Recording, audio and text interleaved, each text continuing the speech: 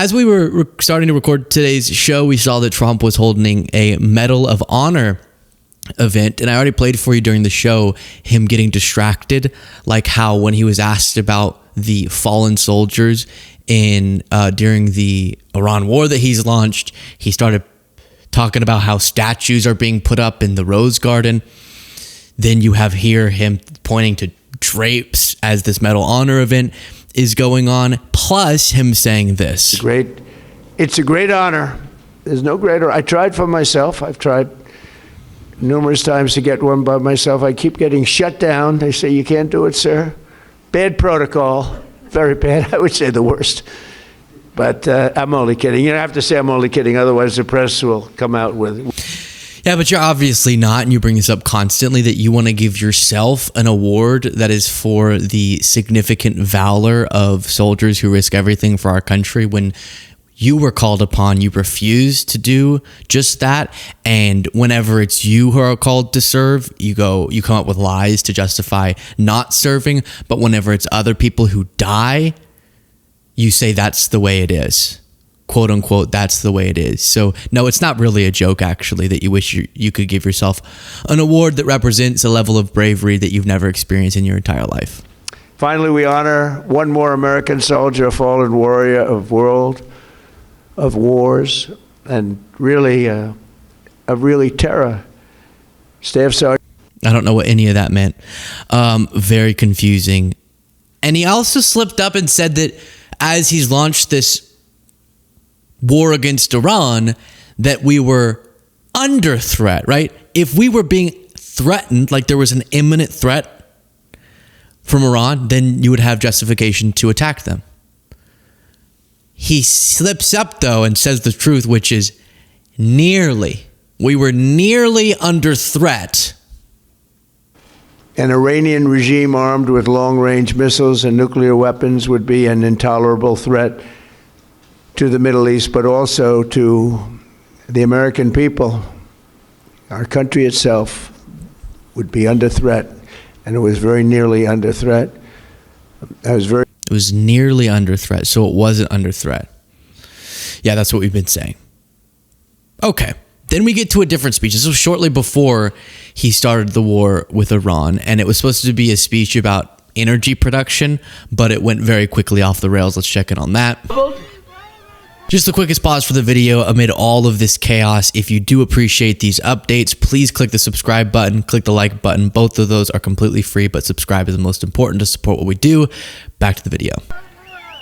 I have a policeman. I tell the story. Same guy. I meet him. But this wonderful, tough policeman from New York. He's taking good care of us. And he said, sir, it's so good my married life has gotten so much better. Why? My wife thought I was a loser financially. I couldn't make any money because my 401k was dying for years. And now she thinks I'm the smartest financial genius ever. It's made my sex life good. It's made my life good. It's given me a tremendous boost in life, sir. This is a big, tough cop. He said, my wife treated me like a dog, and now she admires my financial genius, and I haven't done anything. My 401k has gone through the roof. Yeah, so obviously Biden had record-breaking and very good stock market figures. That story doesn't make any sense, but Trump says it, and then Fox News frames it this way. Trump's economy, a boost in your bedroom? Like, as if that's the lower third chyron, as if that's news. Breaking news from Fox News. The President of the United States just revealed that the economy could be a boost in your bedroom. Do you want Trump's getting the American economy ahead so you can get head. Let's see. Are there other ones? Trump is, all right, penetrating the growth. So you can penetrate the most. I don't know. As I'm listening to those stories, this is my reaction. All right, now with the preview of the president's speech, let's bring in the Secretary of Energy, Chris Wright. He joins us now. That's how I'm feeling. Like the energy secretary, what? And then Trump seems not to know that the Civil War and Reconstruction are two different things, related, but he thinks it's the same thing. I'll be back. Good guys. They're all, I hear, doing really well. We haven't seen the polls, but they're all winning. Everybody I named is winning. But every day, and it's interesting, the governor called me after the last election. He said, you did something no Republican has ever done. You won every border town and little border city, but every border town, all the way up and down, all the way from one side to the other. He said, first time it's ever happened since, he used the word Reconstruction, right? And I said, by Reconstruction, are you saying the Civil War? Is that what you're saying? That was a fancy way of saying the Civil War. He said, that's the first time it's happened. We won every single and largely Hispanic vote. We love the So a lot of that story was incoherent, but let's say he goes, it's a fancy word for the Civil War. Well, no, they're two distinct terms for two distinct periods of time. The Civil War, let's go through this, was during the war. Then after the war, you hear that word? It kind of sounds like something that would happen after the war, was the Reconstruction. So then the federal government had to go in and bring back in the Confederate states into the Union and facilitate the process of that re-merging back into the country and having some level of authority over governing for a while as they restructured things. But to Trump, it's just the same. It's the same term. Imagine if people called it that, the Reconstruction, like for war. That would be very interesting. And honestly, that's not surprising that he'd have that mix-up, given that this is how he spoke of Gettysburg. Where our Union was saved by the immortal heroes at Gettysburg. Gettysburg, what an unbelievable battle that was, the Battle of Gettysburg. What an unbelievable, it was so much and so interesting and so vicious and horrible and so beautiful in so many different ways. It represented such a big portion of that looks the success of this country. Gettysburg, wow. I go to Gettysburg, Pennsylvania to look and to watch. And the statement of Robert E. Lee, who's no longer in favor. Did you ever notice that? No longer in favor. Never fight uphill, me boys. Never fight uphill. They were fighting uphill. He said, wow, that was a big mistake. He lost his great general. And they were fighting. Never fight uphill, me boys. But it was too late. Yeah, and then we elected Trump after that clip, by the way. It's so beautiful and so vicious, and I go just to see and to watch. Like, imagine, what is he watching when he goes to Gettysburg? They have things you can go to, but that's very... And then he says, Robert E. Lee said, wow. They were fighting uphill, and he said, wow. Of Trump RX, and you'll see numbers where...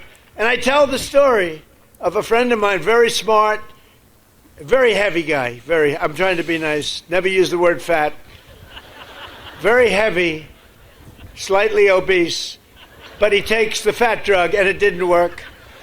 I just realized he's talking about himself.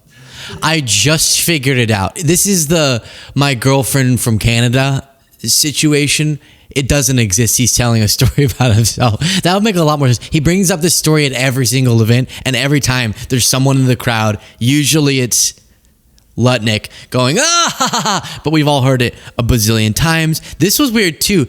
Listen to it, and then I'll explain why it's weird. Congressman Tony Gonzalez is here. Tony, congratulations. Congratulations. Congratulations for being here? What?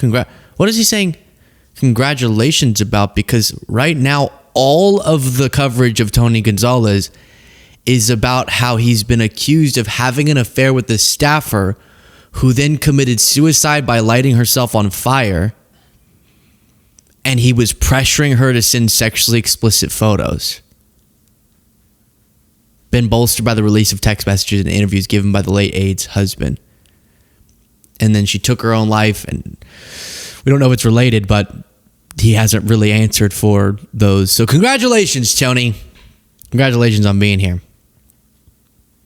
Disturbing. And then this is an interesting argument for Ted Cruz being on the Supreme Court, which is that people don't like him in the Senate. So instead of bugging 99 other senators, you just have to bug 8 other justices? They're in a little race together. You know that, right? A little bit of a race. It's going to be an interesting one, right? They're both great people, too. Thank you both very much. We appreciate it.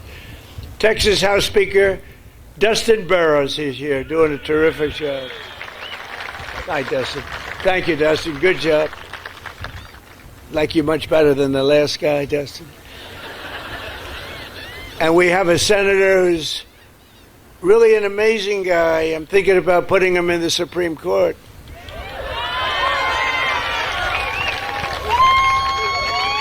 No, I'm thinking, because it's very hard, getting these nominations through is very tough. And he's the only guy I know. He'll get 100% of the Democrat vote, 100% of the Republican vote. They want to get him out of there. He is such a pain in the ass, but he's so good and so talented.